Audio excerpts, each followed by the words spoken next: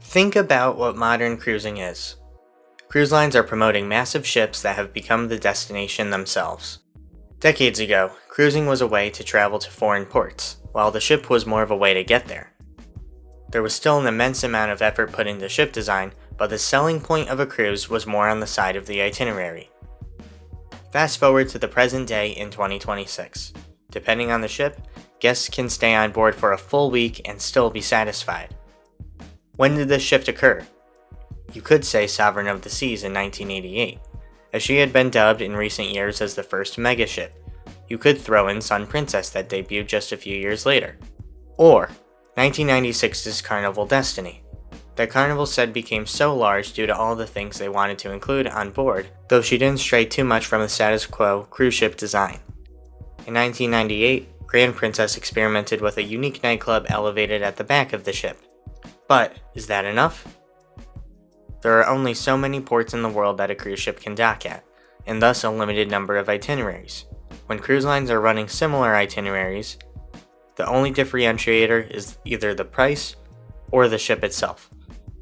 They can either be cheaper than their competition or have a better ship. Not everyone cruises either. If a cruise line can attract people that don't normally cruise, they can widen their audience. These problems are what the cruise industry was faced with during the mid-90s. Cruising wasn't hurting by any stretch, there was just the potential for more. These ideas gave us the first ship in the modern era of cruising. This is the story of Royal Caribbean's Project Eagle.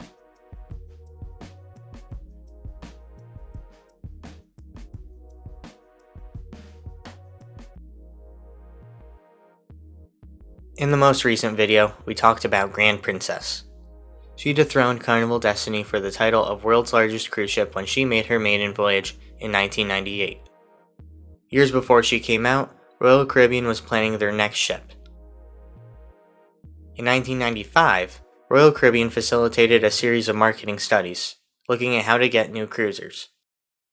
In the year 1994, 4.8 million passengers worldwide were serviced on a cruise ship, according to cruisemarketwatch.com. That is a lot of passengers, but consider just how many people there are in the world. The Orlando Sentinel estimated that just under 29 million people visited Walt Disney World that same year. There were people that were willing to travel but had not cruised yet. Royal Caribbean's goal would be to grab the attention of those individuals. They wanted to build a ship made for yet-to-be cruisers and gave it the preliminary name Project Eagle. Targeting the widest audience as possible seems good in theory, but it is actually incredibly risky if done incorrectly. It is near impossible to please everybody, and it is not feasible to compromise everything in order to do that. Not to mention, you don't want to lose your loyal passengers by changing too much. The good news for those loyal to Royal was that Royal Caribbean would still have traditional ships, such as those in the Sovereign or Vision classes. But for Royal themselves, building a ship targeted for non-cruisers would be costly if those yet-to-be cruisers never came. The market studies conducted by Royal showed that non-cruisers wanted variety, as well as flexibility. Potential guests wanted multiple options that they could do on their own time. How can a cruise ship satisfy these demands? By including venues and amenities for guests to use. But what venues specifically should they include? And what can actually be put on a ship? There would need to be extensive discussions about this project. Internally, Royal Caribbean made some additions to their leadership. One of them was Nahal Eid, a Norwegian architect that designed the atrium for Royal Caribbean Sovereign class, the largest cruise ship class of her time. According to maritime historian Peter Nago, Eid also worked on the exterior design of the Sun class of cruise ships for Princess, as well as their atria. Again, the Sun Princess was the largest sailing cruise ship when she came out. Royal Caribbean also hired Finnish naval architect Harry Kulavara, whose work impressed then Royal Caribbean CEO Richard Fain. Kulavara had designed ships for cruise ferry line Silja, including Silja Serenade. Even though she wasn't a cruise ship, Serenade was impressive. At 58,376 gross tons, she was the largest cruise ferry at the time of her maiden voyage in 1990, surpassed later that year by sister ship Silja Symphony by one singular gross ton. In addition to 450 car parking spots, she has 986 cabins and a maximum passenger capacity of around 2,800. Serenade features many of the standard cruise ship amenities, including bars, shops, lounges, a casino, and a sun deck. She even has a feature that no ship before her has ever had. On Deck 7, there is a large open walkway lined with shops and venues, connecting the front of the ship to the back. The first ever cruise ship promenade. Fane loved it. In a 2018 interview with Wired, Kulavara recounted a story he heard about Fane pitching the promenade idea to Royal Caribbean's technical department. Fane said, "I'd like to have this kind of ship," but was told it wasn't possible. Not accepting no for an answer, Fane hired Kulavara to try to replicate his own work on a much larger scale. Fane told Kulavara that Royal Caribbean had planned on building a duplicate of Sovereign of the Seas, the lead ship of Royal's then largest class. However, Fane told Kulavara, "We're not going to build that, and we need something better." In the meantime, though, Royal was actually in the midst of releasing a class of ships that were fairly close in size to Sovereign. In the early 90s, Royal Caribbean had conducted Project Vision, the development of a class of ships to be released after the Sovereign class. By 1994, they had 2 Project Vision ships being built in France, 2 slightly larger ships of the same class being constructed in Caverner-Massa yards, and 2 ships slightly larger than the latter on order to be built in France. The Vision class, as it came known to be, was very similar to the Sovereign class cruise ships. The smallest ships in the Vision class were only a few thousand gross tons smaller than Sovereign, while the largest ships were only a few thousand gross tons larger. A Daytona Beach Sunday News Journal article from July 30th, 1995 described the differences between the Sovereign class and the newly released first ship in the Vision class, Legend of the Seas. The Vision class ship was praised for its over 2 acres of glass. The dining room walls are made of glass, around 20 feet high. Royal Caribbean said the ship was built with Alaska in mind. Presumably, guests can view the scenery from indoors. Royal claimed it had more glass than any other ship in service at the time. Reportedly, she had a top speed of 30 miles per hour, which Royal said is 25% faster than most cruise ships, and the fastest cruise ship in the last 25 years. Uniquely, cabins on the first Vision class ship are around 17% larger than on other ships in Royal Caribbean's fleet. Despite being only a few thousand gross tons smaller than the Sovereign class ships, this new ship had around 250 less rooms. Also, Vision class ships were built with balcony staterooms, while Sovereign class ships were not. These changes shift towards a better passenger experience.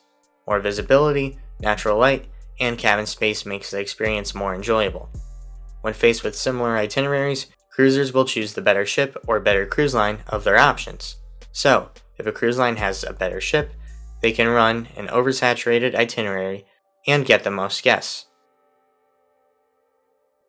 Cruise Industry News published an article on November 4th, 1996 regarding statements from the brand about their Q3 earnings. Fane was asked about details for Project Eagle.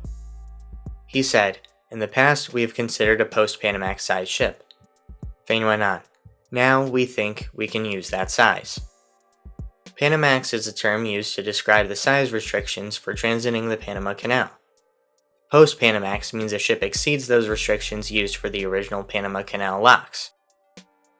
In 2016, the size maximums were increased, but when Project Eagle was being planned, they were still fairly large. A Panamax-sized ship could not exceed a length of 965 feet, a width or beam of 106 feet, or a draft of 39.5 feet, meaning the depth of the ship below the waterline. Fane also admitted that a ship just being big isn't enough. It also has to be worth going on. While Fane was hesitant to set anything in stone, the Cruise Industry News article actually gave us some numbers. According to their sources, they expected the Project Eagle ships to be 115,000 gross tons and have a maximum capacity of around 4,000 passengers. If that gross tonnage number stands, that would make it the largest cruise ship to ever sail. Cruise Industry News also said that Fincantieri is the frontrunner for Royal Caribbean to build such a vessel. This does make sense. Between 1995 and 1998, there were 3 cruise ships that took the title of world's largest, and all of them were built by Fincantieri. Oftentimes, an order is placed for a new class of cruise ships before the design is 100% solidified. Signing an agreement with a shipbuilder reserves a spot in the yard for the ship to be built. Contrary to industry sources, Royal Caribbean signed an agreement circa end of year 1996 with Varner Massa Yards for the first Project Eagle vessel to be built in Turku. The contract price was around $500 million US. A spot is secured. Now Royal Caribbean can focus on their design. Due to the amount of venues Royal Caribbean wants to include, they assign different architects or designers to different parts or places on the ship. That way, they can put all of their focus and expertise onto a singular area. Different venues inside of a mall are designed by different people. Why should a cruise ship be any different? Back to Coolavara and Fane, the pair had a design in mind for the ship's promenade. According to a documentary about building the Project Eagle ship, the design was based on the Galleria Vittorio Emanuele in Milan, Italy. Coolavara and Fane wanted the promenade's width to be 9 meters, and did not want to concede that. The shipyard pushed back, saying 8 meters was as much as they were willing to go. Through negotiations, the shipyard was willing to do 8.5 meters, then pushed to 8.9, and then finally willing to try 9 full meters. On screen now is some concept art of the promenade. Running nearly the length of the ship, the promenade is lined with shops and lounges. The Project Eagle vessel also looked to include an ice skating rink. Guests would be able to skate themselves, but occasionally during a cruise, there would be an ice skating show. This adds a level of complexity because the ice itself is heavy and would need to be at just the right temperature so that it isn't too rigid or too soft. The amount of engine power needed to propel and electrify the ship would be enormous. The Project Eagle ship will have 6 Wärtsilä engines, with a combined 101,400 horsepower.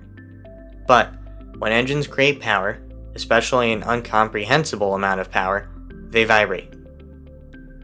In the mid-80s for Sovereign of the Seas, the engines were placed on shock-absorbent pads to reduce vibration. Project Eagle would also find a way to minimize the shake for passengers, and that was in large part due to a new piece of ship technology. Instead of having the rear propellers locked into position, they would be rotatable and external, enabling them to pull, not push like an embedded shaft design, pull the ship any direction needed. This design, named the azipod, also reduced vibration by having the propeller machinery outside of the hull. The design of this, what is called an azimuth thruster, wasn't entirely new, as it was patented in the 1950s, but the newly branded azipod design critically had a motor inside of the pod. The first azipod was equipped on a support vessel in 1990. Here is actually a picture of that azipod on display. The first cruise ship with azipods equipped would be Carnival Cruise Line's Elation for her upcoming 1998 debut. Continuing with the engines, they will be located in separate groups, meaning if one engine room was compromised, there are 3 engines in a different room that could still work. Before beginning construction on the ship, the team tested a scale model to observe how it would sail. This model was made so that it would handle the same as the fully built ship, but on a smaller scale. They found that when the model turned, it tilted to the side more than they would like for passenger comfort. So, they added vertical underwater slabs called stabilizers, and now the ship didn't roll as much. The environmental impact the ship would have was carefully considered. During the time of construction, there were some cruise ship controversies, so it was important that the Project Eagle ship was as efficient as possible. Before steel has even been cut, Royal Caribbean goes all in on the Eagle class of ships. On March 31, 1997, Cruise Industry News reports Royal Caribbean has ordered the second ship in the Eagle class for $500 million US. She will also be built at Varner Massa Yards and is planned for completion in 2001. In addition, Royal has an option for a third Eagle class ship. So, Royal has confidence that the Eagle class will be sustainable. They now report the tonnage at around 130,000. On October 15, 1997, the first steel is cut for the Eagle class ship. The ceremony is broadcast from Finland to a group of travel agents in New York. The building process has begun on what is set to be the largest cruise ship. Despite the first Eagle-class ship still under construction, Royal Caribbean is developing another class of ships. Named Project Voyager, these ships will be around 85,000 gross tons, as reported by Cruise Industry News. It is reported on February 3, 1998, that Royal ordered the first Project Voyager vessel, planned to be completed in 2001 by German shipbuilder Meyer Werft. They also have an option to build a second Project Voyager ship.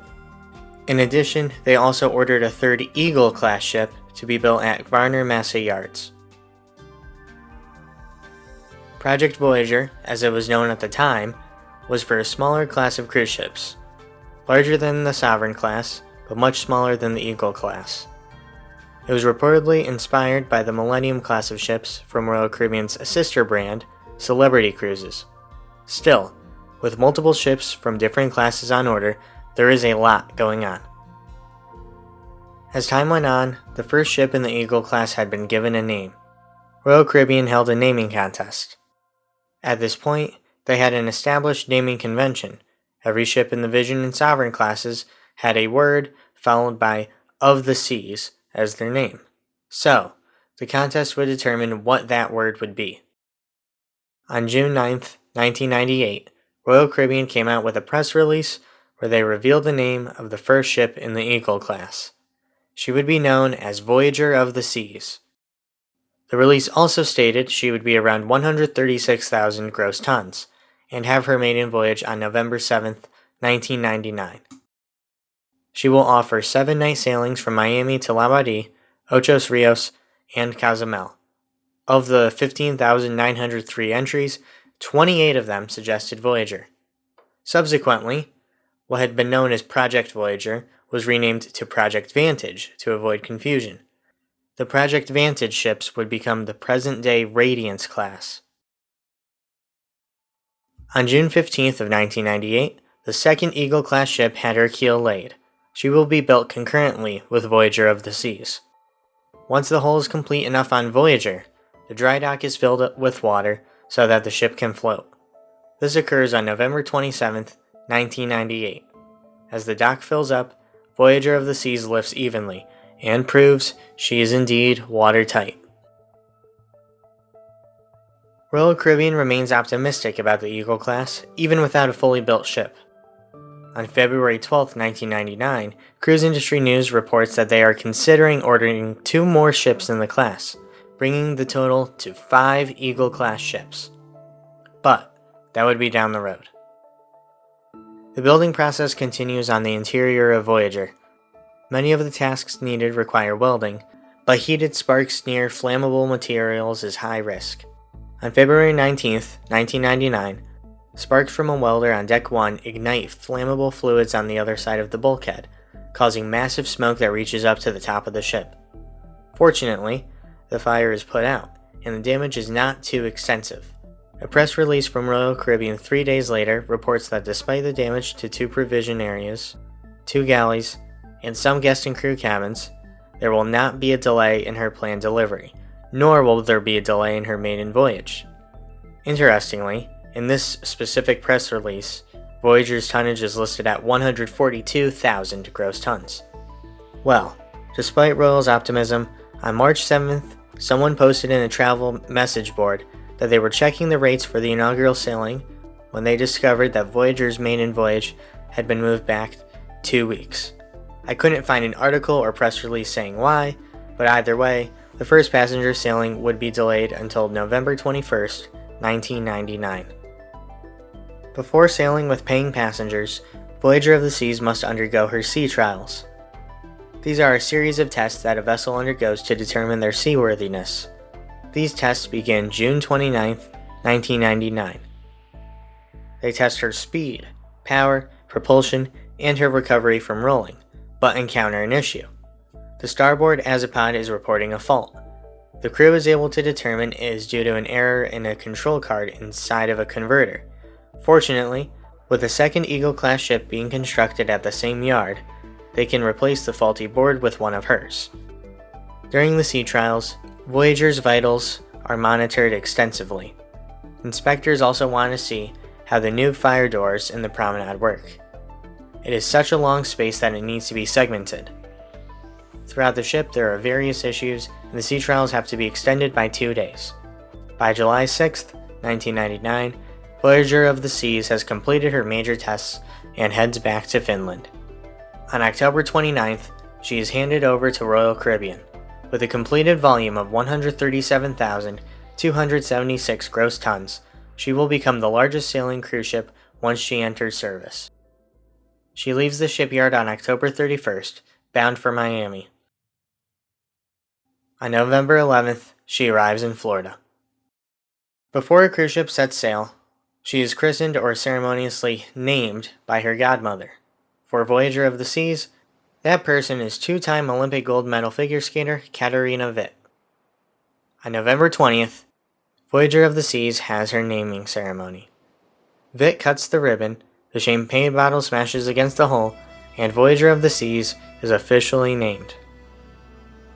On November 21st, 1999, Voyager of the Seas embarks on her maiden voyage, taking the title of world's largest cruise ship after a 544-day reign by Grand Princess.